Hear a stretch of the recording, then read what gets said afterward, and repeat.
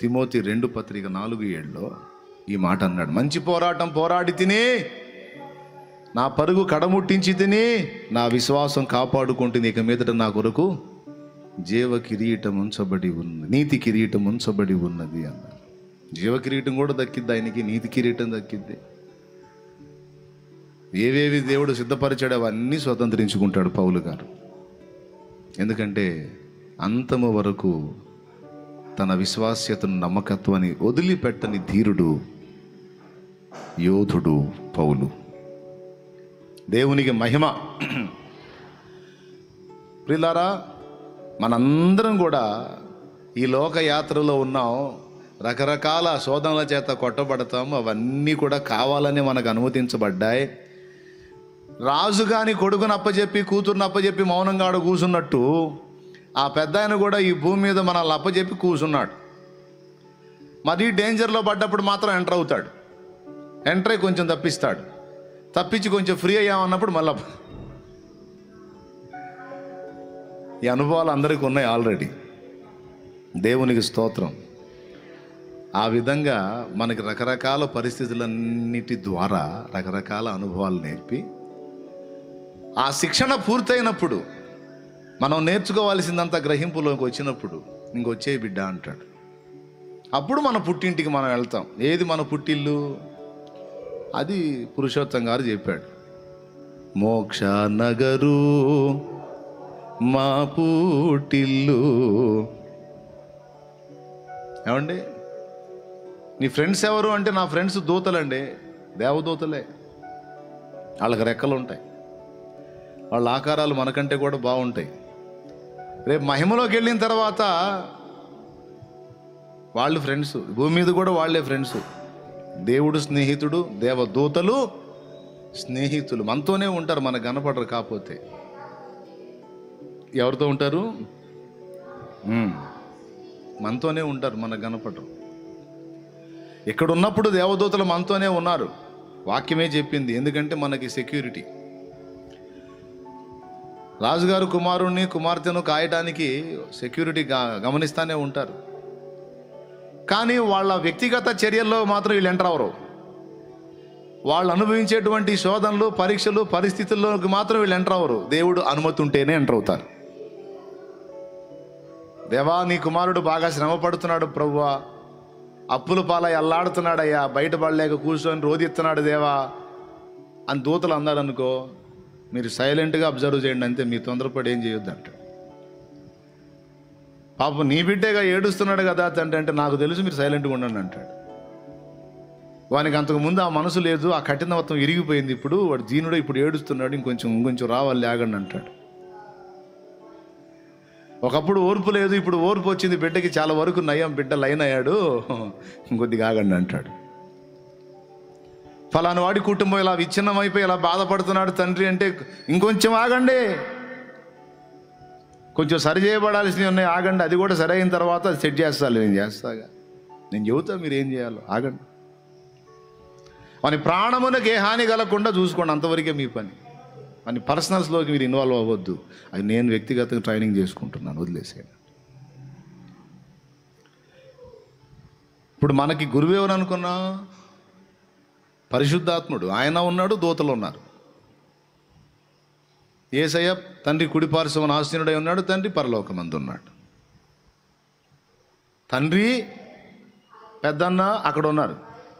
ఇప్పుడు పరిశుద్ధాత్ముడు వచ్చి భూమి మీద గురువులాగా మనకి అన్ని పరిస్థితుల్లో గుండా తీసుకెళ్తున్నాడు. మనం వెళుతున్న అన్ని పరిస్థితుల్లో పరిశుద్ధాత్ముడు ఉన్నాడని మర్చిపోవద్దు.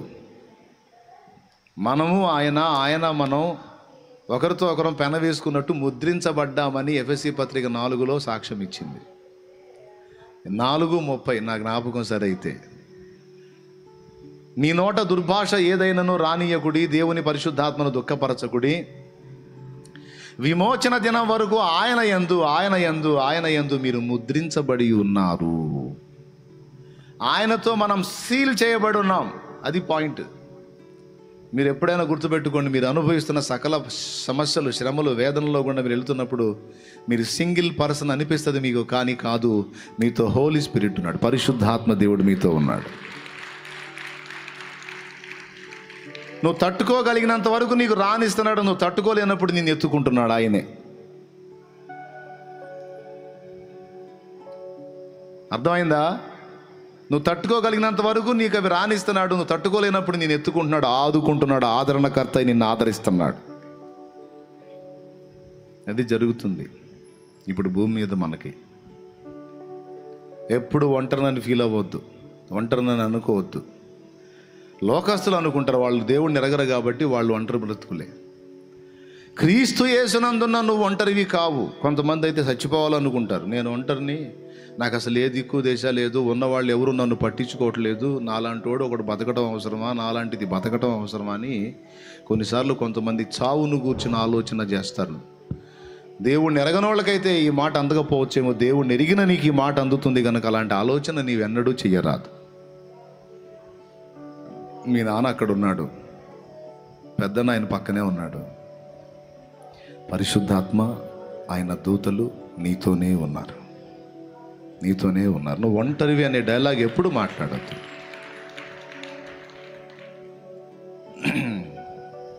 అంతకుముందు ఒంటరి మహిళ పింఛన్లు వచ్చాయిగా. ఏం పింఛన్లు? ఒంటరి మహిళ, తుంటరి మహిళ, ఒంటరి మహిళ పింఛన్లు వచ్చాయి. మన విశ్వాసుల్లో ఒక చెల్లి పోయి పింఛన్ తెచ్చుకుంది. ఒంటరి మహిళ నాకు వచ్చిందన్న, ఒంటరి మహిళ నాకు వచ్చిందన్న అనుకుంటూ వచ్చింది. నేను అన్నాను, అసలు ఎందుకు తెచ్చుకున్నావు పింఛన్? జోక్ చేశాలే, అసలు నువ్వు ఒంటరి మహిళ అని నువ్వు నమ్ముతున్నావా అన్న. అంతేగా, నేను ఒంటరి మహిళనేగా. అట్లయితే నీకు వాక్యం మర్చిపోయావు నువ్వు. ఇదిగో సదాకాలం నేను మీతో కూడా ఉన్నాను అన్నాడు కదా యేసయ్య. ఆదరణకర్తలో మనం ముద్రించబడ్డాం, పరిశుద్ధాత్మ యందు మనం సీల్ వేయబడ్డాం. మనం ఆయన కలిసే ఉన్నాం, ఆయన మనలో ఉన్నాడని రాయబడి ఉంది కదా. ఇప్పుడు ఒంటరి మహిళ ఎట్టవుతావు? యెహోవా యందు భయభక్తులు గలవారు చుట్టూ ఆయన దూత కావలి ఉండి వారిని రక్షించునని ఉంది కదా. నిన్ను గూర్చి దూతలకు ఆజ్ఞాపిస్తాడు, వారు నీకు రాయైనా తగలకుండా ఎత్తి పట్టుకుంటారని. మన చుట్టూ దేవదూతలు ఉన్నారు, పరిశుద్ధాత్ముడు ఉన్నాడు, యేసయ్య మీతోనే ఉన్నాను అన్నాడు. తండ్రి కూడా మనకు అందుబాటులోనే ఉన్నాడు. ఒంటరిదాన్ని ఎట్టవుతాను? సైలెంట్ అయిపోయి. సరే, పింఛన్ తెచ్చుకుంటే తెచ్చుకున్నావు, ఎందుకంటే లోకానికి నువ్వు ఒంటరిదాన్ని కానీ కనపడతావు కాబట్టి పింఛన్ ఇస్తారు, డౌట్ లేదు. కానీ అంతరంగంలో మాత్రం పిచ్చి తల్లి ఎప్పుడు నేను ఒంటరిని అనుకోవద్దమ్మా అని చెప్పా. అంతరంగంలో నేను ఒంటరిని అనే ఫీలింగ్ వచ్చిందంటే వెంటనే వాడొస్తాడు సైతాను. నువ్వు ఒంటరివి, నీకెవరు లేరు, నిన్నెవరు అర్థం చేసుకోరు, నిన్నెవరు పట్టించుకోరు, నువ్వు చావు అంటాడు. అట్లా ఎన్నో ప్రాణాలు పోయినాయి. అట్లా ఎప్పుడు అనుకోవద్దు, నువ్వు ఒంటరివి కావు. నీకు తండ్రి ఉన్నాడు, పరలోకమందు నాన్న ఉన్నాడు, పెద్దన్న ఉన్నాడు, పరిశుద్ధాత్ముడు ఉన్నాడు, దూతలు ఉన్నారు. ఇంకెవరెవరు ఉన్నారో ఏమేమి సంగతులు ఇప్పుడు చెప్తా. పాట పాడాక మీకు పాట అర్థం తెలియదు, అందుకని చెబుతాను. పాట వివరించాడు అనుకోవద్దు, అందులో మంచి సబ్జెక్ట్ ఉంది. ఆనాటి పెద్దలు రాసిన పాటలే 6 ఏళ్ళు 7 ఏళ్ళు 10 ఏళ్ళు బైబిల్ కళాశాలల్లోకి వెళ్ళి బాగా సతికి పట్టాలు తెచ్చుకున్నామేమని ఇంట్లో ఫ్రేమ్ కట్టి పెట్టుకుంటారే, వాళ్ళకు కూడా అందనన్ని ప్రత్యక్షతలు ఆ ఓల్డ్ సాంగ్స్లో ఉంటాయి. వాళ్ళకు కూడా అందనన్ని ప్రత్యక్షతలు పాత పాటల్లో ఉన్నాయి, పాత పాటలు. ఇప్పుడు కొత్త పాటల్లో అంతా పైన విషయాలు, ఓల్డ్ సాంగ్స్లో మంచి మేలిమి బంగారం లాంటి ప్రత్యక్షతలు ఉన్నాయి. ఒక పాట పాడి ఒక సబ్జెక్ట్ చెప్పేయచ్చు, పెద్ద సబ్జెక్ట్ చెప్పవచ్చు, అంత విషయం ఉంది. ఇప్పుడు నేను చెప్పిన ఏమన్నా అనవసరమైన విషయాలా, తేలికైన విషయాలా? పక్క వాక్యం సాక్ష్యం ఇస్తున్నటువంటి సంగతులు. స్తోత్రం చెప్పుకో, నేను కూడా చెప్పుకుంటా. హల్లెలూయా చెప్పు. మన పుట్టిల్లేదే ఏది? మీ పుట్టిల్లు ఎక్కడంటే మాది ఫిరంగిపురంలే. ఫిరంగిపురం కాదు, అమలాపురం అంతకన్నా కాదు. ఎక్కడ మీ పుట్టిల్లు అంటే మోక్ష నగరు మా పుట్టిల్లు, ముఖ్య దూతల్ మా స్నేహితులు. మోక్ష నగరు మా పుట్టిల్లు, ముఖ్య దూతల్ మా స్నేహితులు. సాక్షాత్కారమయ్యుండగను, సాక్షాత్కారమయ్యుండగను, లక్ష్య పెట్టమిహ బాధ బాధలకు యెహోవా మా తండ్రి కాడా, యేసుడు మాయన్న కాడా. దేవునికి మహిమ. నేను కూడా నాకు ఏదన్నా బాధ వచ్చినప్పుడు ఏ పాడుకుంటా, ఈ పాటే పాడుకుంటా. చాలా ప్రశాంతంగా, హాయిగా, ఆనందంగా, ఆదరణగా ఉంటుంది. ఎంతకాలం ఈ లోకంలో ఈ లింకులన్నీ తెగిపోతాయి. ఆయన నేను ఆయన, అది పర్మనెంట్. ఏంది ఎవరు ఉంటే అంత, ఊడితే అంత, ఆయన కదా నాకు ముఖ్యం. అట్లా మోక్షనగరం మా పుట్టిల్లు, ముఖ్య దూతలు మా స్నేహితులు. ఈ సంగతులు మా కళ్ళ ముందు సాక్షాత్కారమై ఉన్నాయి. మా అభ్యాసం పూర్తయిన తర్వాత మా పుట్టింటికి పోతాం. అక్కడ మా లైఫే వేరు. ఇక్కడ మేము దమ్మిడికి జరగపోవచ్చు మీ కళ్ళకి. ఇప్పుడు ఇక్కడ మేము బేకారోళమై ఉండొచ్చు, అప్పుల పాలై ఉండొచ్చు, ఆర్థిక సమస్యలో ఉండొచ్చు, వస్త్రహీనతలో ఉండొచ్చు, సరైన నివాసం లేకుండా ఉండొచ్చు. ఇదంతా మాకు ట్రైనింగ్ పీరియడ్.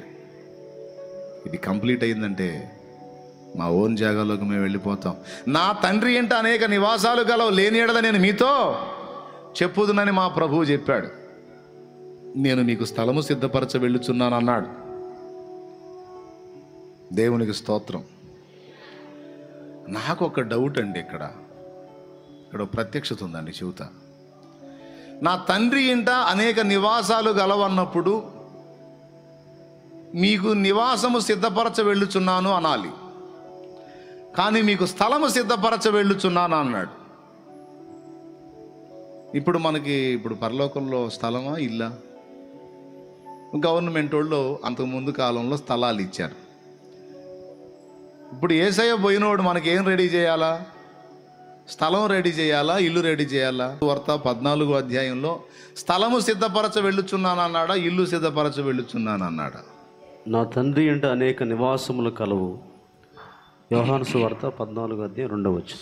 అది శబాష్. లేని ఎడల మీతో చెప్పుదును, మీకు స్థలము సిద్ధపరచ వెళ్ళుచున్నాను.